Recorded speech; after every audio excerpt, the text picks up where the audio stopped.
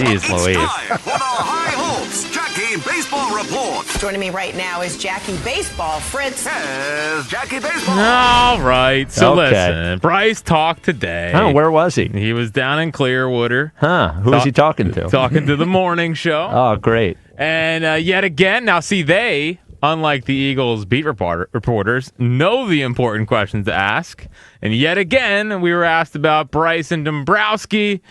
How do you feel about this answer? John Middleton talked to the Philadelphia Inquirer regarding you and Dave Dombrowski and said the good news is Dave and Rob and Bryce talked it through after the last set of comments that Bryce made down here, and they've agreed that everything's fine.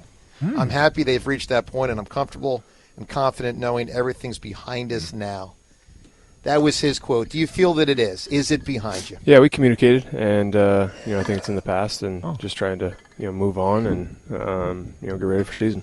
Did you feel disrespected? No, I mean I don't think it was just the notion, right, of coming out and talking to the media, and like I said before, I've talked about it a million times, obviously, and just happening out in the open. So. And that rubbed you the wrong way? Yeah. You think that will not happen moving forward from his end? I don't think so. Yeah, I think Dave understands, and I think you guys are talking to Dave tomorrow. Yeah, we are talking to him so I think me and Dave are on the same page, and obviously we're just looking forward to getting into season and making new headlines. Yeah, I kind of believe him. Yeah. Oh, yeah. I think he's still pissed off, but I don't think. I think once you have the real convo. Yeah, once you had to sit down. Of we're not going to do this anymore. Yeah. It takes a real disruptive force to keep doing it. After you have the face-to-face convo. Yep. Now, I don't know that he feels any differently, but I don't think we're going to hear comments of it. I would hope not moving forward. Yeah, I would agree, and I'm on both ends. I will hope not. I think Dave spoke his truth and what he felt in that moment, even though he may not should have said it, but he still spoke his truth. And I think Bryce's reaction to it was honest, and he was being vulnerable. He was hurt by it. Like, we can do all the yammering around the parameters about he's right or he's wrong, should it motivate you, all this, like that type of stuff. But if you're working together as an organization, meaning front office and players, then having that sit down and coming to an understanding, you just move on. Like, you try to do the best you can moving forward. Joe had to ask the questions. Yes. You could tell Bryce, he answered, but he was trying not to go too much further into it, which I can respect by not getting more detail-oriented, because he doesn't want to say something that we then start talking about again. What did you think, Jack? Well, I feel like again, there's they finally had the meeting that I thought they had to have. I'm glad that Middleton got involved because I think he can be the uniting force here. Yep. I think Bryce is still clearly hurt by the comments or whatever. Now he's going to say he's not going to use his motivation, but he will. But I think they both are trying to move on and get it back to baseball. So I feel pretty good about that. And I also thought this was a good answer. Just to put it to bed, the camera, last question after 25 minutes, went back to it. And here's the last answer on the Dombrowski thing from Bryce. Final thing, Bryce, for those just tuning in, we talked about this about 20 minutes ago, but you feel you and Dave Dombrowski are good now? Yeah. I mean, we talked for a good amount of time, and Dave knows where I came from and, what happened, and obviously, I think that's a big thing for us. You aired it out? Yeah, for sure. All right. No need to go back to it again. No. Well, yeah. Well, because now we listen back to everything. You would hear it. Yeah. Yes. I think him saying, yes, we're good. I think now if we hear something about it again, at least we have now this, you said you were good. Yep. So, yeah. So I thought this was also interesting. So there was the report from Devin on Friday about wanting a right-handed hitter with swagger and the idea of Rhys Hoskins. So he talks about protection in the lineup, but he does bring up the Rhys Hoskins thing, and here's what Bryce said. How well protected do you feel in the lineup? Yeah, I mean, I think that was one thing I thought definitely we were going to do this offseason is go out and get a right-handed bat, and we were able to go get Garcia. Obviously, I don't know where he's going to hit or who's going to hit in that 4 spot or 3 spot or 2 spot. I mean, I don't even know, lineup-wise what we're going to do yet. I don't know what Tomper, has in mind. We haven't really talked about it yet. So I'm probably, we'll probably have that conversation with Trey and me and Schwarbs and all of us kind of sitting down and talking about it. So, we'll see. Was that something the guys in the locker room were like, hey, Rhys is out there? I mean, like, we could use a right-handed power hitter. Rhys is available. Was that discussed at any point? Is that? Yeah, we didn't really talk about Rhys. We talked about Rhys maybe last year at deadline at a certain point, but we never talked about Rhys this offseason or team-wise we didn't. I mean, maybe internally they did, but for us we never talked about it in camp or anything like that. Obviously, you'd always love to have Rhys back at any fashion. It kind of just doesn't fit for us as a team right now. I don't know what, with the DH spot, first base, outfield, that kind of stuff. So it just didn't really make sense. But obviously we would have loved to have him back at any point, but just didn't make sense. So people are taking that as him dismissing Devin's report. I don't think that's what he does in there at all. I heard a lot of Dombrowski's words coming out of Bryce's mouth right there. Well, the fit at the end, I thought was very clear, the conversation. Yeah, and what he said they didn't do was talk about it as a team. Because the question, if you listen to John's question, it said, did you talk about it in the clubhouse? Did the team talk about it? He said, no, we didn't. Yeah. We talked about it as a team last year at the deadline. And then he said, well, they may have had internal conversations, but we didn't. So I didn't take Bryce's answer as no, he did not advocate. What my guess would be is that Bryce still thinks they need right-handed power. Mm-hmm. He brought up Rhys Hoskins, and Dave Dombrowski explained why Rhys Hoskins didn't fit. And I don't think it's accidental, or I don't think it's coincidental that Rhys Hoskins got signed almost immediately after all of this happened. So that answer to me did not speak to Devin's report as Devin's report being untrue. Right. I think what he specifically said was we did not talk about it as a team, but I don't think that means that he didn't ask why aren't we signing Rhys Hoskins. Yeah, I think there's a little unfairness out there with Devin on social media. Everybody wants to do this gotcha moment type of stuff. Yeah, I didn't take that from it. Yeah, I think the timeline got mixed up. People, I guess they must have thought this recently happened.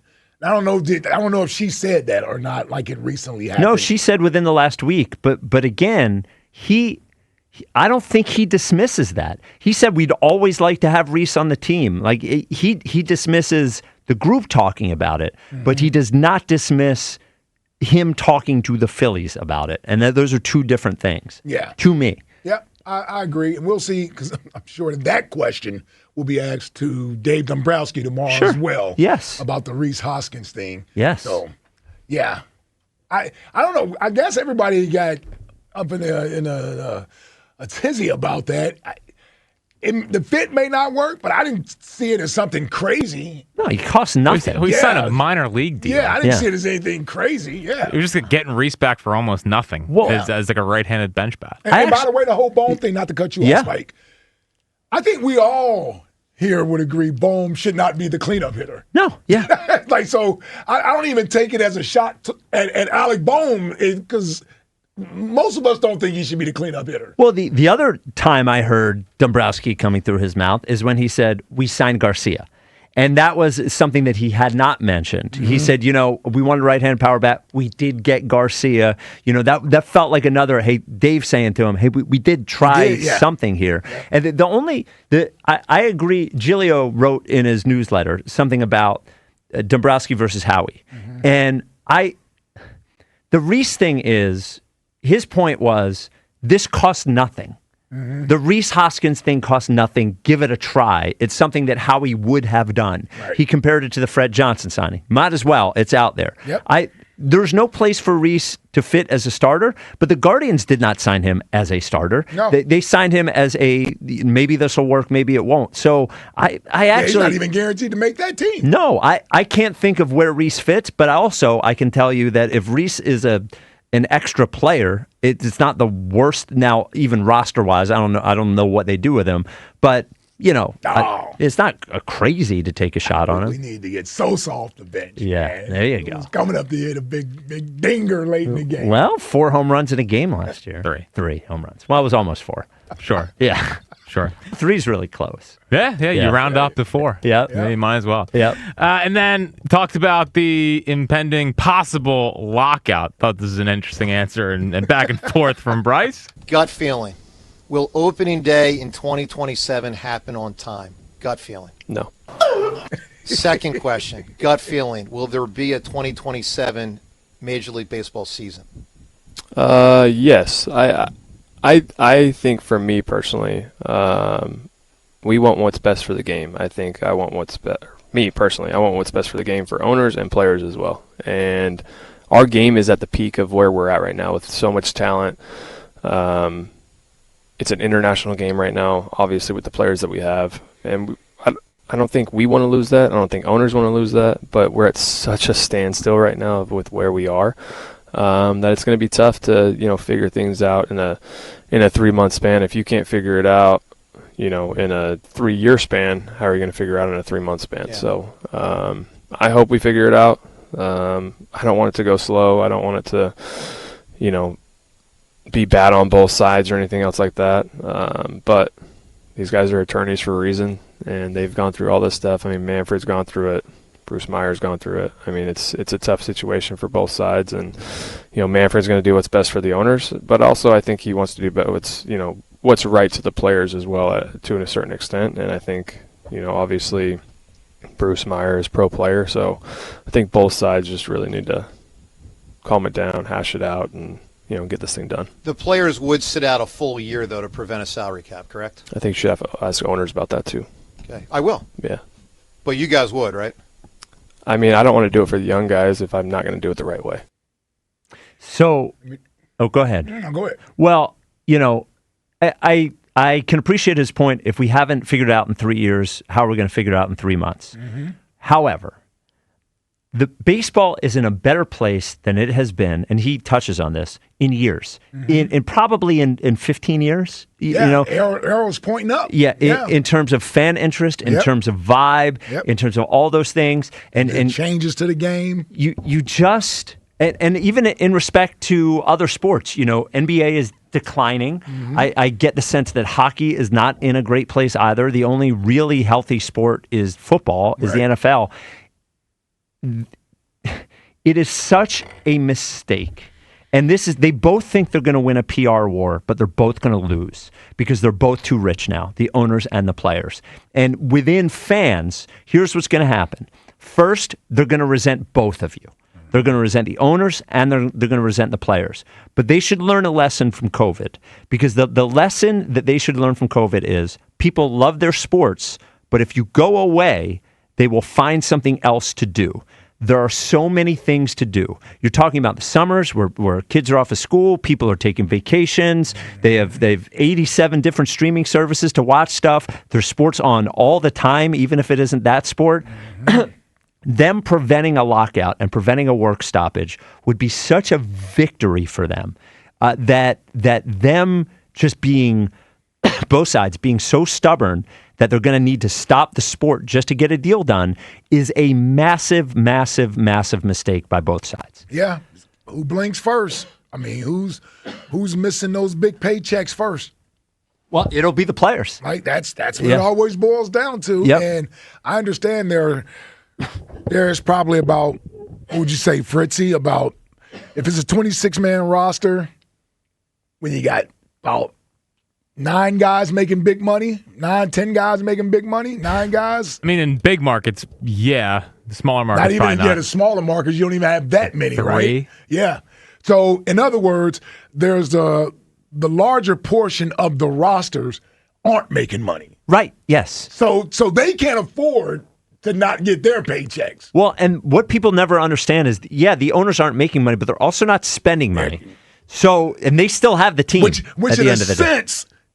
they're saving money. Yes, there are a lot of teams that are not. Their valuations go up, but in terms of profit, there's some teams that are not turning a year-over-year profit. And if you said to them, "Hey, you don't have to pay the players for 50 games one year. Right. You're not going to have to pay your stadium staff. You're not going to have all the." Some of the owners would be like, "If this gets us a better deal, fine.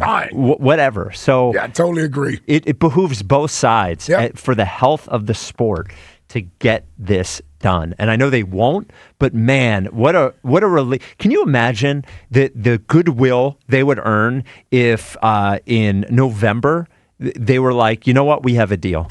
Yeah. In November they have a deal. Oh, we'd be ecstatic. People, they would both be congratulated for it, owners and players. You can't even, they won't even be able to sell the season tickets early.